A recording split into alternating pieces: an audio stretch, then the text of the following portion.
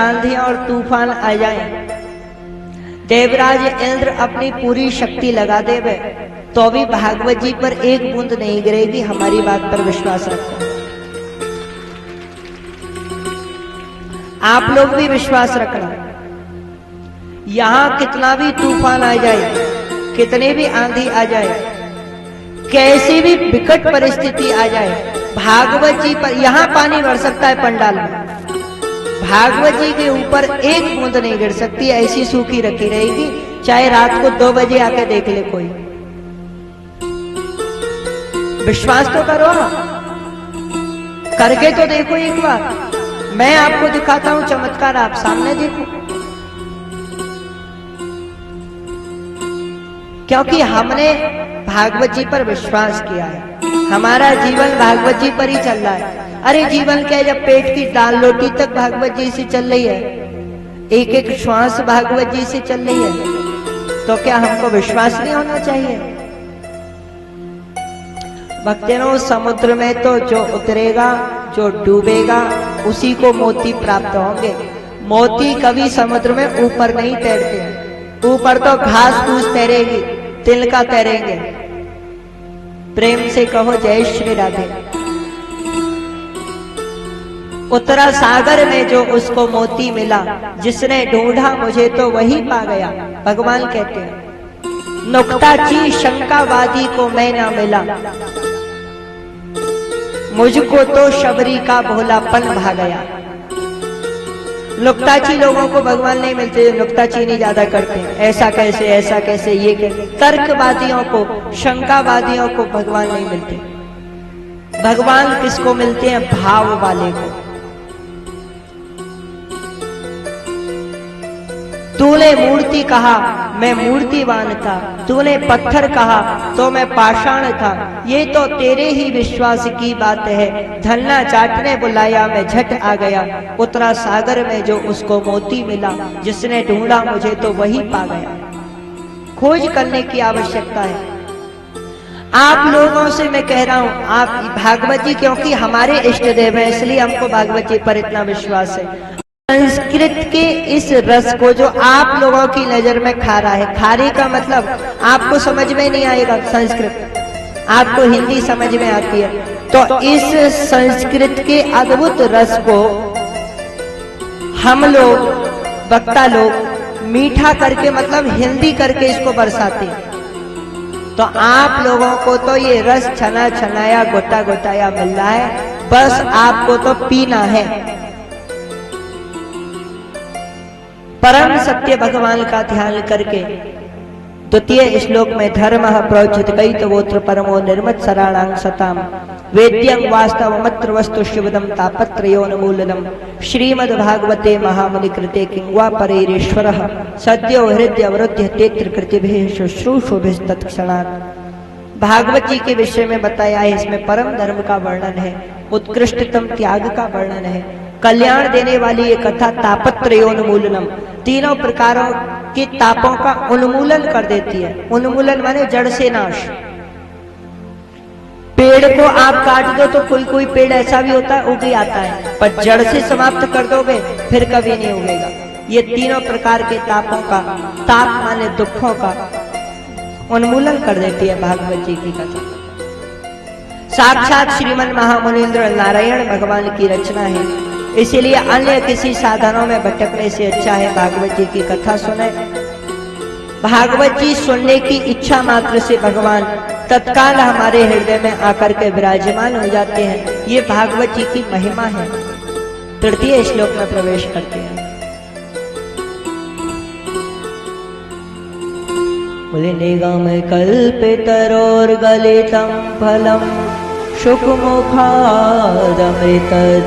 संयुतं पिबते भागवतं रसमालयं मोहरहो रसिका भुविभावता।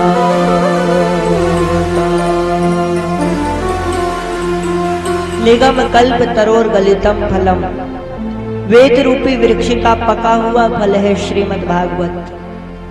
शुक मुखाद अमृतद्रव संयुतम। श्री सुखदेव जी के मुख स्पर्श के कारण यह अमृतत्व से युक्त हो गया है। इसीलिए हे पृथ्वी के रसिक जनों, हे पृथ्वी के भावुक जनों, इसका बारंबार पान करो। ये बहुत अद्भुत रस है भक्तजनों। आप लोग भारत में जन्म लिए हो,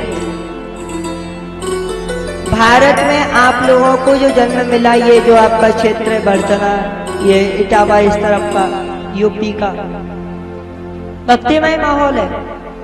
कथाएं आपके यहाँ होती रहती हैं और आप लोगों ने कई बार कथा सुनी होगी, इसीलिए आपको भागवत जी की महत्ता समझ में नहीं आ रही होगी। कहते हैं ना, घर की मुर्गी दाल बराबर। आप कहेंगे हम तो कथाएं सुनते ही रहते हैं, इसमें नया क्या है? भक्तजनों, एक प्यासा व्यक्ति ही जान सकता है कि पानी में कितनी मिठास और क्या जीवनदायिनी शक्ति होती है।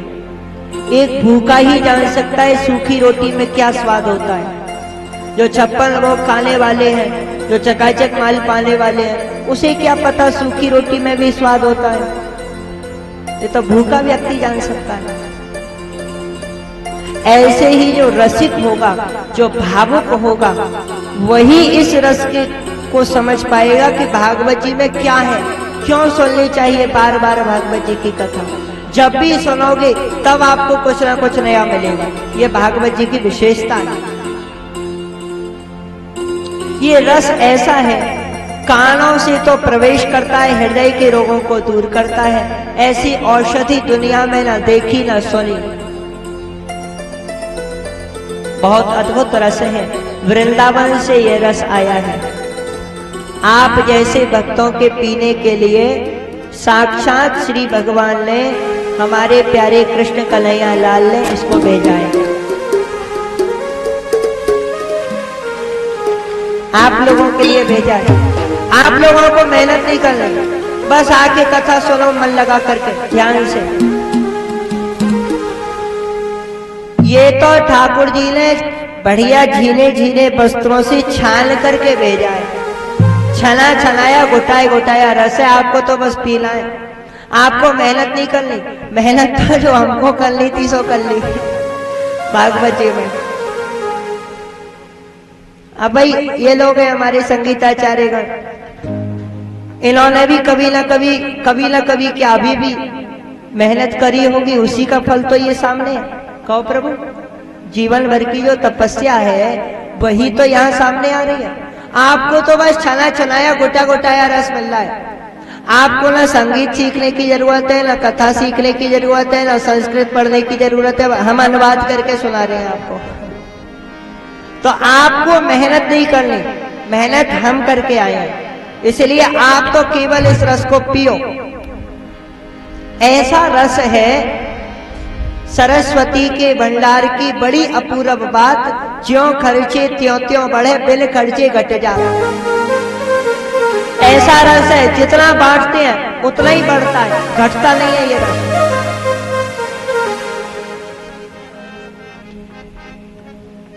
अभी एमपी में बांट के आए हैं, अब आगे चल के ये देहरादून में बटेगा, फिर आगे विदेश में पहुंच जाएगा। ये रस बढ़ता ही रहता है निरंतर, दिने दिने लवम लवम, रोज नया नित्य नया। जितना बांटते हैं उतना ही बढ़ता है।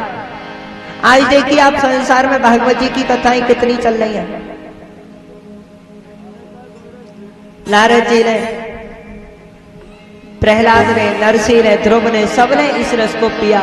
बहुत आनंद। नारद जी को तो सबसे ज्यादा पसंद है ये रस। सबसे ज्यादा अच्छे रसिक श्री नारद जी महाराज है इस कथा के। श्री सुखदेव जी राजा से कहते हैं, राजन, जिसने इस कथा रस का पान नहीं किया उसे तो जीवन व्यर्थ में ही गवा दिया। तो आप लोगों के लिए यह रस श्री धाम वृंदावन से आया है। संयोग की बात है, हम भी वृंदावन से आए हैं, तो इसीलिए ये रस आपके सौभाग्य का प्रतीक है। बड़े प्रेम के साथ, भाव के साथ आइए, एक भाव को हम और आप लोग गाते हैं प्रेम के साथ। जय जय।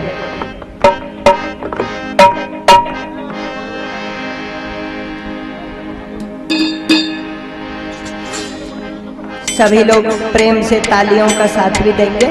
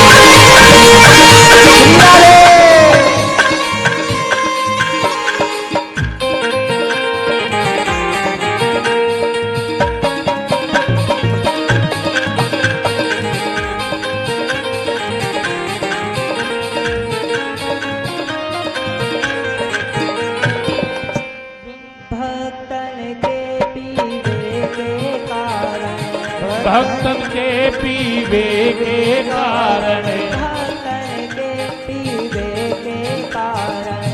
भक्तन के पीवे के कारण, श्री गोपाल पठायो कथा पठायो कथा को रस, ये हो कथा को रस, ये हो रे कथा को रस वृंदावन से आयो, कथा को रस वृंदावन से आयो, कथा को रस वृंदावन से आयो, कथा को रस वृंदावन से आयो।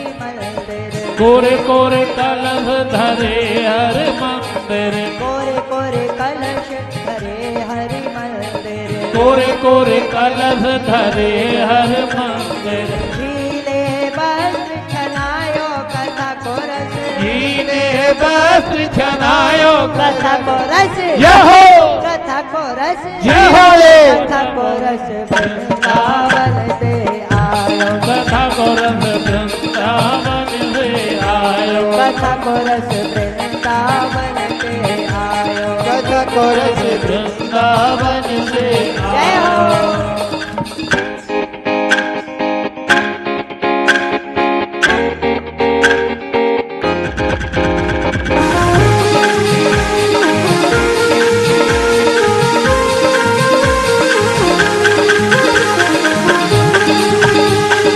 बड़े प्यार से सभी लोग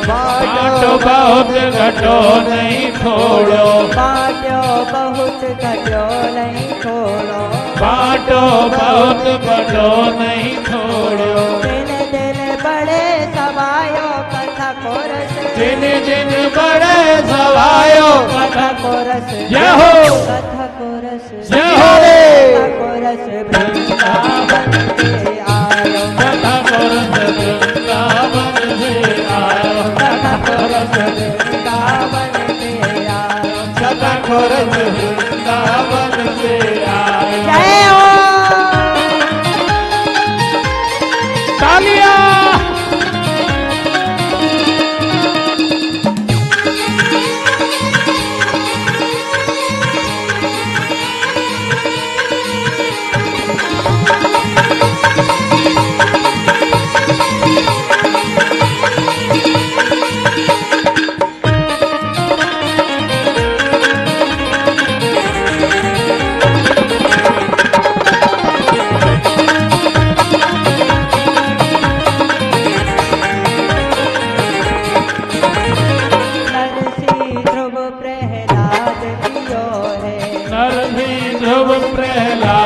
पियो है, नरसी ध्रुव प्रहलाद पियो है, नरसी ध्रुव प्रहलाद पियो है। नारद के मन भायो कथा को रस, नारद के मन भायो कथा को रस, हो। कथा को रस, श्री हरे। कथा को रस वृंदावन से आयो, कथा को रस वृंदावन से आयो, कथा को रस वृंदावन से आयो। कथा को रस वृंदावन से आयो। श्री राधे। ताली बजाते हुए जय हो।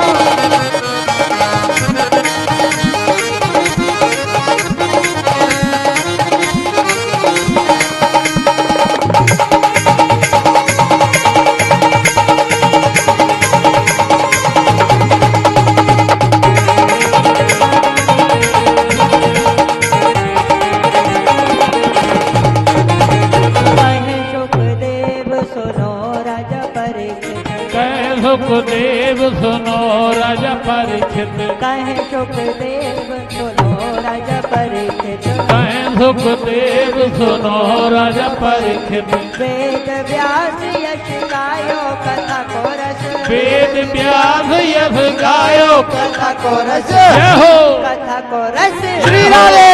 कथा को रस वृंदावन से आयो, कथा को रस वृंदावन से आयो, कथा को रस वृंदावन से आयो, कथा को रस वृंदावन से आयो, कथा को रस वृंदावन से आयो, कथा को रस वृंदावन से आयो, कथा को रस वृंदावन से आयो, कथा को रस वृंदावन से आयो, कथा को रस वृंदावन से आयो। बोलिए श्रीमद् भागवत महापुराण की जय, श्री वृंदावन धाम की जय, जय जय श्री राधे। भक्तों, नैमिषारण्य क्षेत्र में कथा का प्रारंभ होता है। नैमिषे निमिषक क्षेत्रे ऋषयः शौनकादयः सत्रं स्वर्गाय लोकाय सहस्र सममासतो। 1000 वर्षों के यज्ञ का संकल्प लिया था। आई का देवी देवता आया होगा कोई हमें? अच्छा, जय हो बलिया। वैसे कथा में देवी देवता आते नहीं है कभी, और खासकर हमारी में तो बिल्कुल नहीं आते हैं। हम भगा देते हैं देवी देवताओं को। पर चलो, अब आ गए हो बेचारो तो खा करें। नैमिषे निमिषक क्षेत्रे, नैमिषारण्य में शौनक आदि 88,000 ऋषि मुनि विराजमान थे। ऊपर आसन पर आसीन श्री सूत जी महाराज, सत्रंग स्वर्गाय लोकाय सहस्र सममासतो। 1000 सहस्र माने 1000 वर्षों के यज्ञ का संकल्प ले लिया था।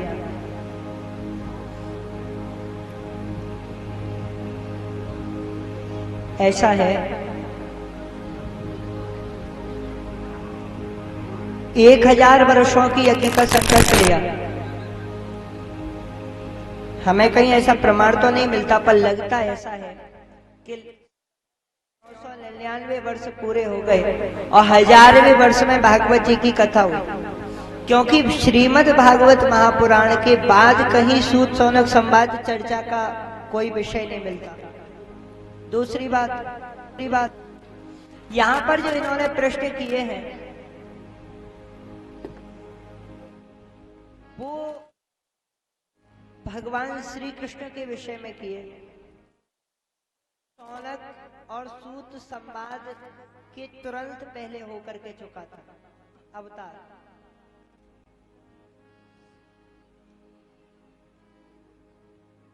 जीव आत्म तत्व से तो कोई मतलब ही नहीं है। फ्यूज बल्ब होता है, बिजली कभी फ्यूज होती है? बोलो, किसी ने कभी सुना है? ऐसा नहीं होता। रुक सकती है, खराब नहीं हो सकती।